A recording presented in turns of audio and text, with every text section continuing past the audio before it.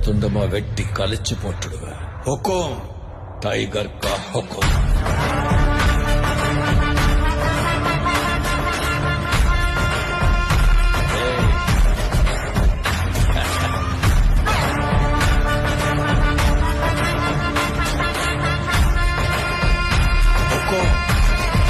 tiger